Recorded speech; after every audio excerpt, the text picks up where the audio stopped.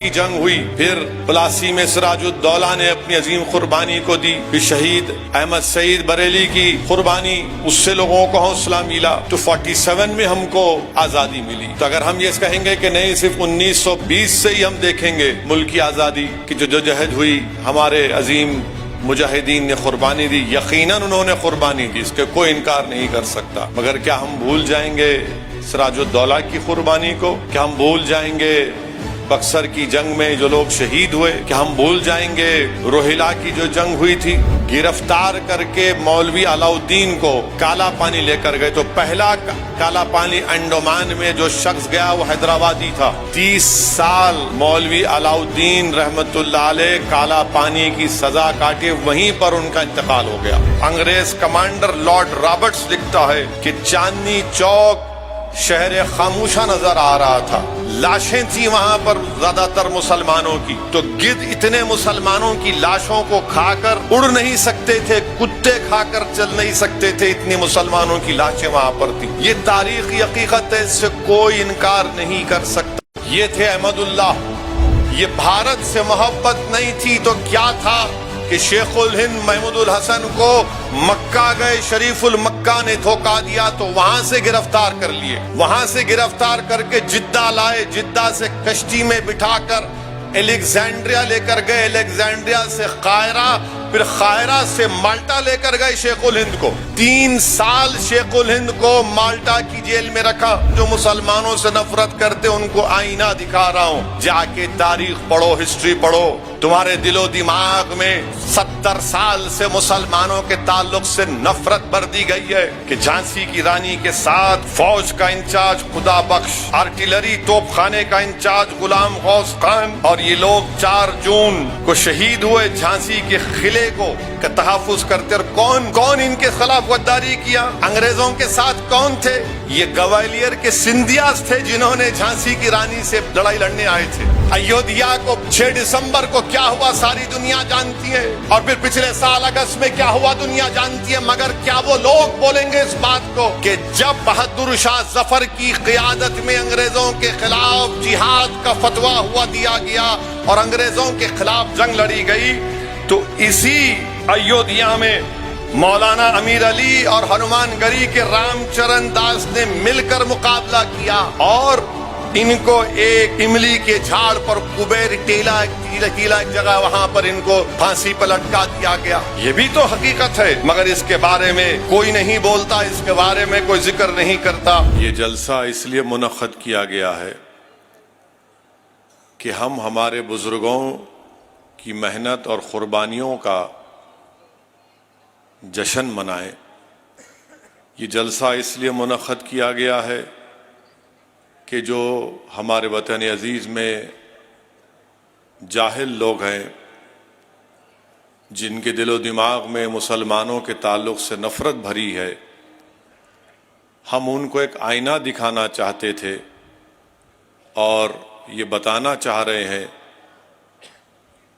کہ اس ملک کی آزادی کی لڑائی میں مسلمانوں کا کیا کردار رہا۔ یقیناً 15 اگست 47 کو وطن عزیز کو آزادی ملی، مگر کیا صرف 1910 اور 20 کی جد و جہد سے اس ملک کو آزادی ملی؟ تو اس کے لیے تاریخ کو دیکھنا پڑے گا۔ ابھی آپ نے معزز علماء کرام کے بصیرت افروز خطابات کو سنا۔ 47 میں ملک آزاد ہوا تو سن 57 میں جنگ آزادی ہوئی۔ 1857 سے پہلے 1757 میں بھی ایک جنگ ہوئی تھی، پلاسی کی جنگ، سراج الدولہ کی جنگ۔ اس سے پہلے، اس کے بعد 1764 میں جنگ بکسر ہوئی، اور پھر 1774 میں روہیلا کی جنگ ہوئی۔ 1799 میں ٹیپو سلطان کی شہادت ہوئی۔ تو 1799، 1774، 1764 1757, 1857, پھر 1947، کیونکہ جو قربانی ٹیپو سلطان نے دی اس سے لوگوں کو ایک حوصلہ ملا، روہیلا کی جنگ ہوئی اس سے ایک حوصلہ ملا، پھر بکسر کی جنگ ہوئی، پھر پلاسی میں سراج الدولہ نے اپنی عظیم قربانی کو دی، پھر شہید احمد سعید بریلی کی قربانی اس سے لوگوں کو حوصلہ ملا، تو 47 میں ہم کو آزادی ملی۔ تو اگر ہم یہ کہیں گے کہ نہیں صرف 1920 سے ہی ہم دیکھیں گے ملک کی آزادی کی جو جہد ہوئی، ہمارے عظیم مجاہدین نے قربانی دی، یقیناً انہوں نے قربانی دی، اس کے کوئی انکار نہیں کر سکتا، مگر کیا ہم بھول جائیں گے سراج الدولہ کی قربانی کو؟ کیا ہم بھول جائیں گے بکسر کی جنگ میں جو لوگ شہید ہوئے؟ کیا ہم بھول جائیں گے روہیلا کی جو جنگ ہوئی تھی؟ میرے عزیز دوستوں اور بزرگوں، اسی لیے ہم تمام کو یہ یاد رکھنا ضروری ہے۔ دوسری بات یہ ہے کہ ابھی ہم نے سنا کہ علامہ فضل خیر آبادی کی قربانی، حیدرآباد میں مکہ مسجد کے امام تھے مولوی علاء الدین رحمۃ اللہ علیہ۔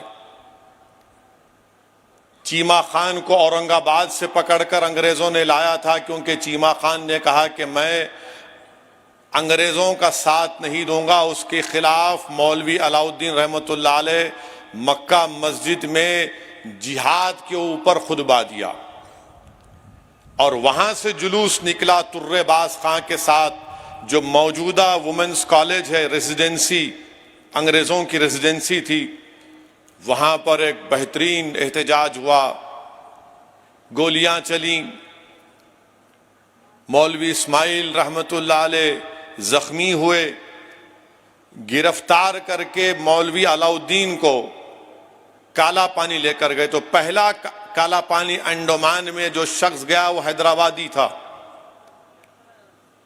30 سال مولوی علاء الدین رحمۃ اللہ علیہ کالا پانی کی سزا کاٹے، وہیں پر ان کا انتقال ہو گیا۔ ترے باز خان کو جب کالا پانی لے کر جا رہے تھے تو ترے باز خان بھاگ گئے نکل کے، تو توپران کے پاس ترے باز خان کو انگریزوں نے پکڑ کر، سالار جنگ کا بہت بڑا رول رہا ترے باز خان کی گرفتاری میں، اور ان کو گولی مار کر ریزیڈنسی کے سامنے کئی دن تک لاش کو لٹکا دیا گیا تھا۔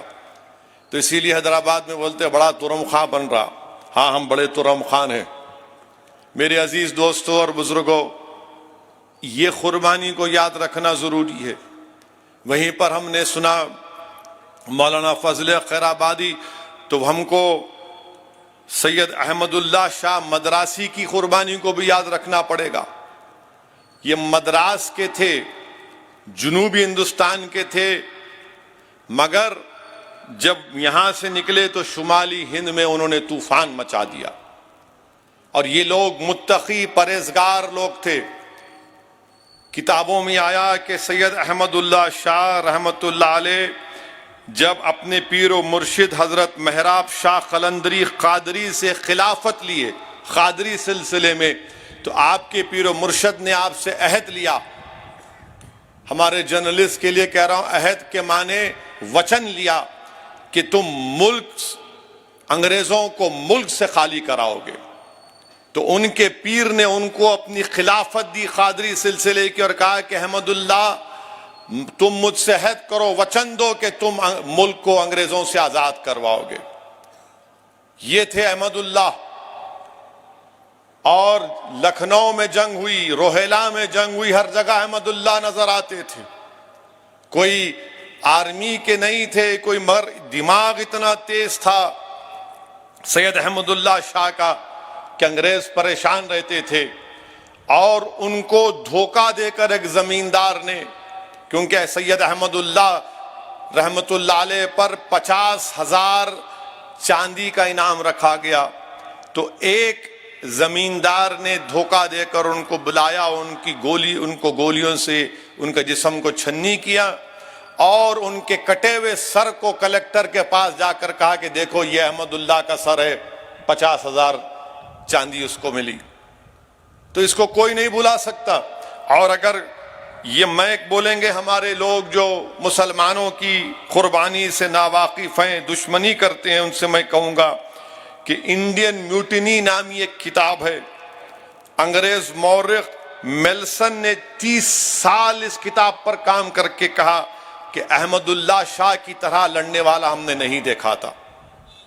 اور پھر یہ جلسے کے ذریعے ہم ان جاہل لوگوں کو بتانا چاہتے ہیں کہ دیکھو, جب سن 57 کی جنگ آزادی شروع تو ہوئی, اس کے بعد انگریزوں نے کامیابی حاصل کی, تو مورخ لکھتا ہے, اس مورخ کا نام ہے انگریز کمانڈر لارڈ رابرٹس, لکھتا ہے کہ چاندنی چوک شہر خاموشہ نظر آ رہا تھا, لاشیں تھیں وہاں پر زیادہ تر مسلمانوں کی, تو گدھ اتنے مسلمانوں کی لاشوں کو کھا کر اڑ نہیں سکتے تھے, کتے کھا کر چل نہیں سکتے تھے, اتنی مسلمانوں کی لاشیں وہاں پر تھی.